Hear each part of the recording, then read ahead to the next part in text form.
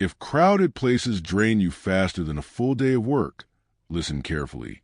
You're not antisocial. You're not broken. And you're definitely not weak.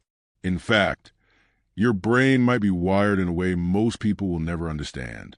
Most humans are addicted to noise. Loud rooms, constant talking, endless stimulation. But your mind doesn't thrive there. And that's not a flaw, it's a signal. When most people walk into a crowd, their brain filters reality. Noise fades into the background. Faces blur together. Chaos becomes normal. Your brain doesn't do that. It records everything. Every movement. Every tone shift. Every awkward pause. Every emotion hiding behind a smile. Psychologists call this heightened sensory processing. Simple meaning, you notice what others miss. While others experience life in low resolution, you're forced into full clarity. And clarity is heavy. Your brain isn't overthinking. It's recognizing patterns. It's connecting dots. It's doing exactly what evolved to do. Thousands of years ago, people like you were the ones who sensed danger before it arrived. You heard what others ignored. You noticed what others laughed off. Modern society just wasn't built for minds that actually pay attention. And here's another truth most people misunderstand. You don't hate people. You hate fake energy. In crowds, everyone is performing. The "I'm having fun" face. The "I'm listening" nod.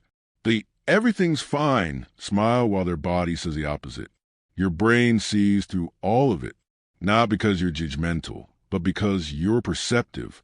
You read the real conversation happening beneath the words, and translating that nonstop is exhausting. That's why small talk feels painful. Not because you can't do it, but because your nervous system craves depth, meaning honesty. You'd rather have one real conversation than 50 shallow ones. That's not social weakness. That's emotional intelligence. Now here's where science gets interesting. Most people get their reward from dopamine, crowds, noise, attention, stimulation. Your brain doesn't.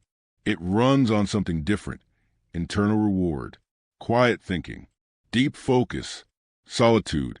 When you're alone, your mind doesn't shut down. It wakes up. Ideas connect. Memories process. Emotions organize themselves. So when people say you're doing nothing, your brain is actually doing more than most people ever do. Silence isn't empty for you. It's productive. And then there's this part nobody warns you about.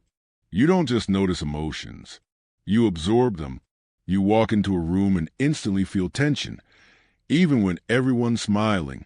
That's because your nervous system picks up emotional signals automatically. In crowds, that means overload. You're managing everyone's stress, anxiety, excitement, and chaos, not just your own. No wonder you need time alone to recover from social events.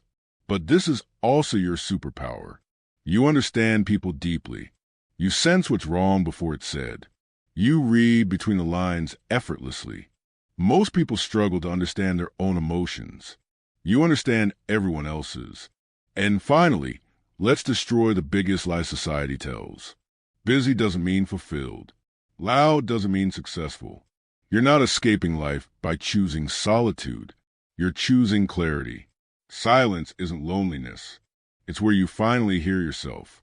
You're not missing out. You're opting out of exhaustion. And that's powerful, because a calm mind sees clearly, thinks deeply, and moves intentionally. So if crowds drain you, stop apologizing. You're not broken. You're not boring. You're not antisocial. You're built for depth in a world addicted to noise. If this felt uncomfortably accurate, subscribe. The next video dives into another misunderstood introvert trait, and it might explain your entire personality.